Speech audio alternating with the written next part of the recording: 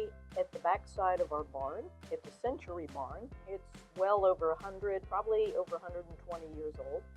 And this is the area where our dairy goats spend a lot of time in the winter or when it's raining or at night. And so they provide for us great compost and nutrients.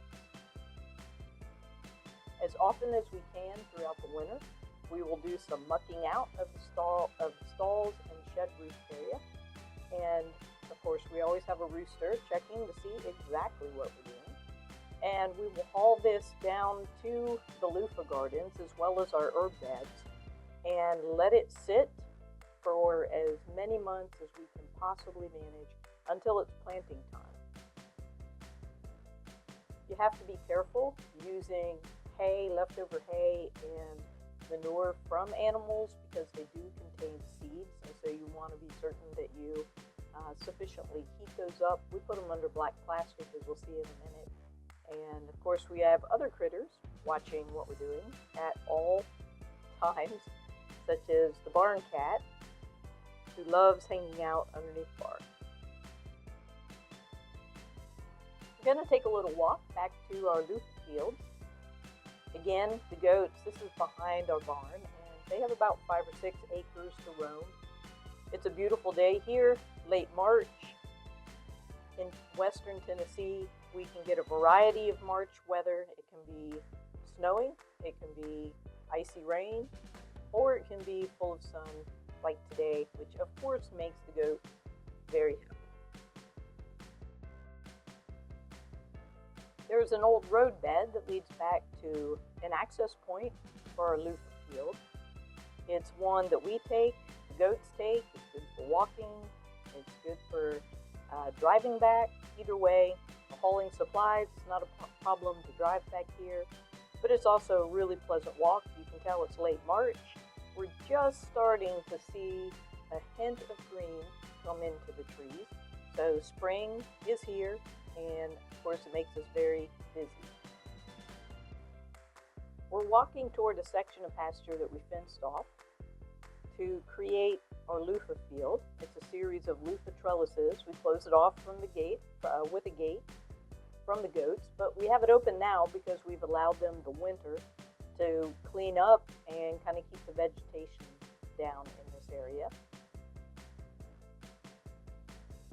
At this point, we have 4 100-foot-long Luffa hoop trellises.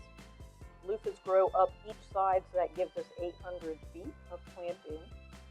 And there is Chester.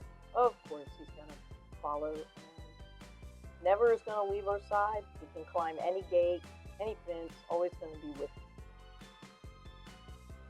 The trellises right now are a little messy. We do have black gardening plastic that we lay down, and we have covered the areas where the Luffas grew last year.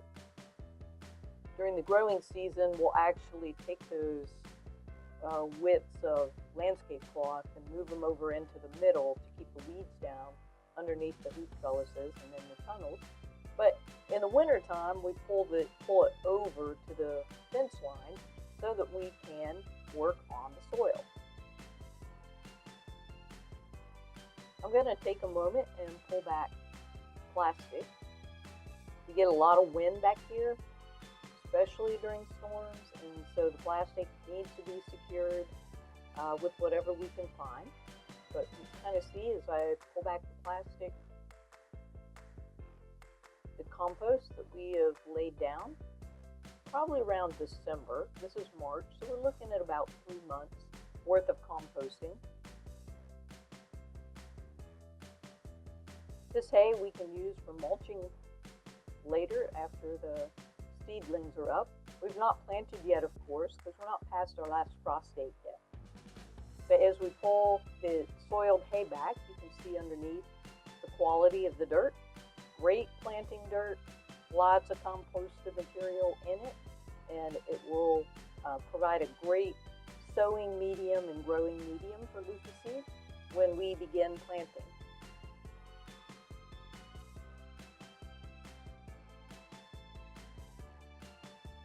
So it's always good to know time, the sun, Our animal compost have created a great soil for us to use.